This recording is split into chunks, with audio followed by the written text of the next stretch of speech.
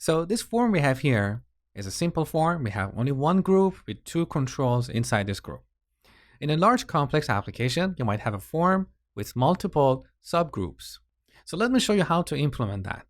Imagine these username and password controls are part of a larger form. And in that form, we're going to have a subgroup called account. So here in our form group object, I'm going to add a key called account. And here, instead of creating a new form control, I'm going to create a form group. Give it an object. Inside this group, we're going to have two controls, username and password.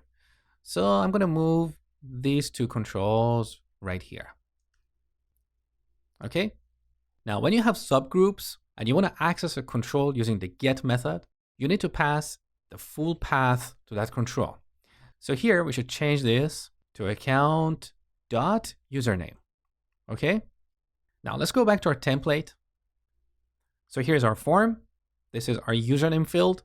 And note that here we're using form control name to associate this input field with the form control object we created in our component.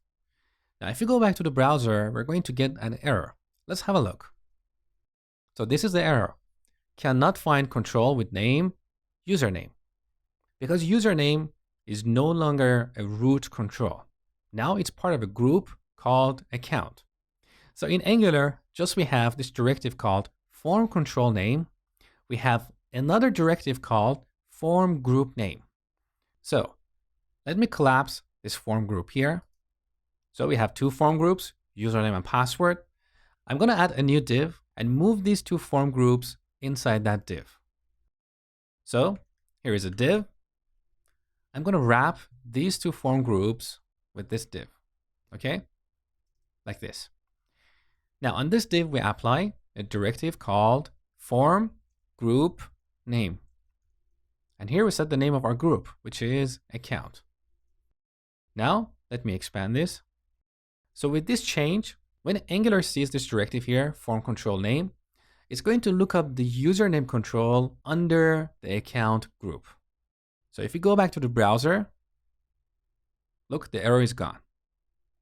So this is how you use nested groups in a form.